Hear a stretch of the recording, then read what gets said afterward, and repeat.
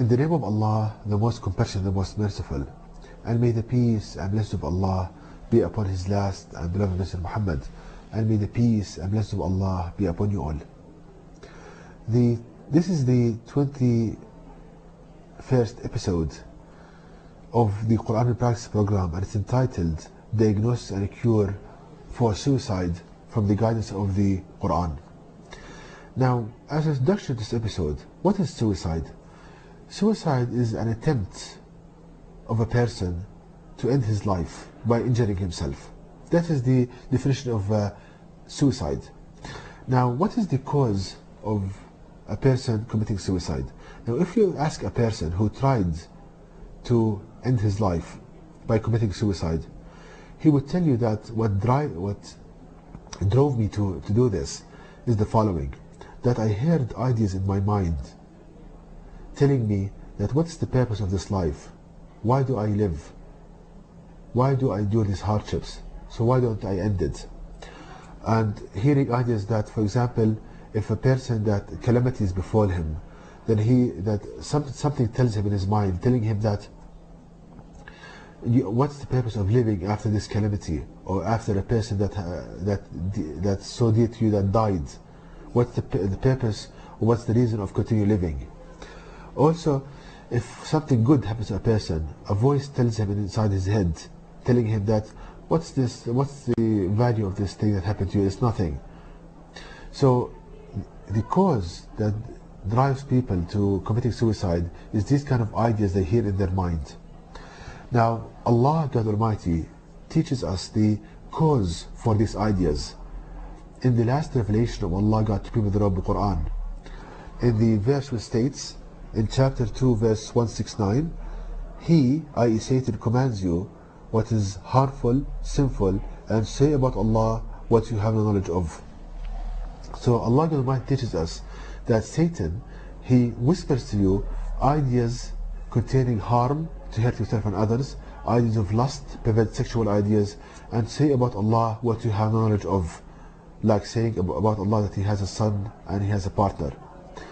So, having said that, so Allah teaches us that Satan is the cause for these ideas.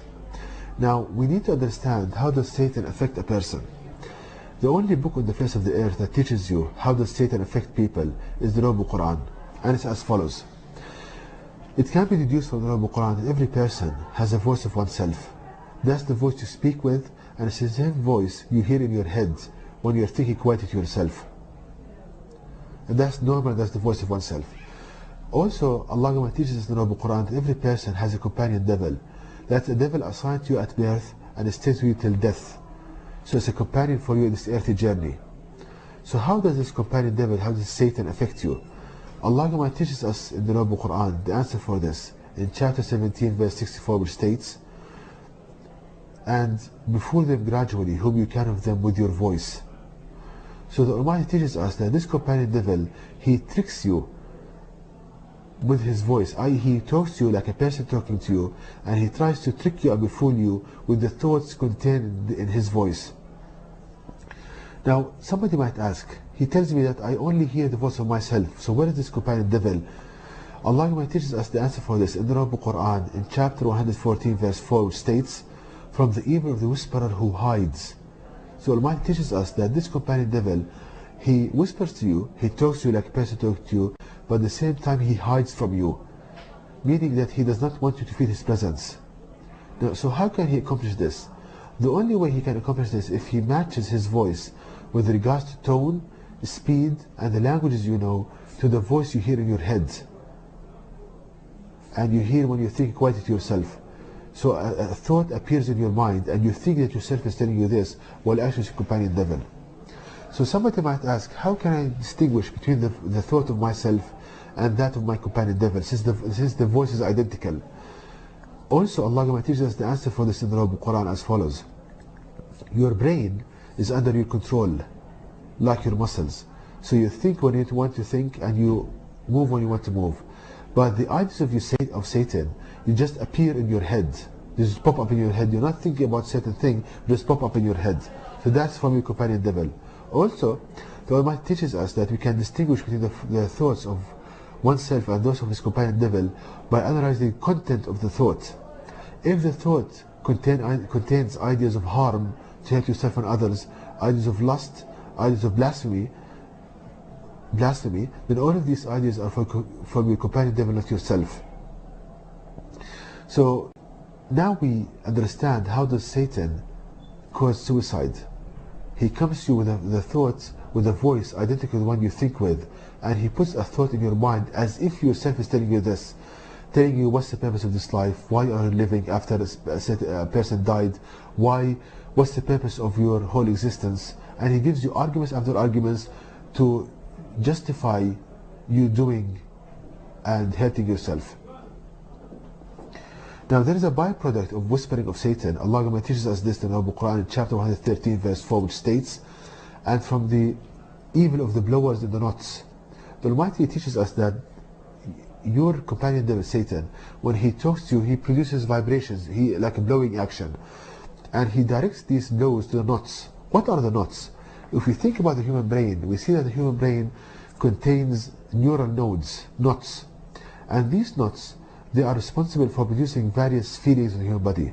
For example, when you hear a good news, then these knots are stimulated and produce chemicals that produces relaxation in the muscles of the body and the feeling of happiness. Now when you, for example, you hear sad news, these knots are stimulated and they produce chemicals that cause tightness in the chest and the feeling of sadness. So when your companion devil, for example, he whispers to you an idea in your head as if you are thinking to yourself this idea, telling you that if you kill yourself, then you will solve all your problems. At the same time, he directs these vibrations to the knots that produces relaxation in your body, feeling of happiness. And he tells you, see, just think about this thought that you are in so much happiness. So how about when you do it? So we see that Allah teaches us that Satan is the cause for people committing suicide, and he comes to you in a disguise of an advisor. He comes to you that he advises you that you will become better and you will be kind of relieved of all these kind of problems, but actually he wants pain and despair for you in this life and the hereafter, and he doesn't want you what's good for you.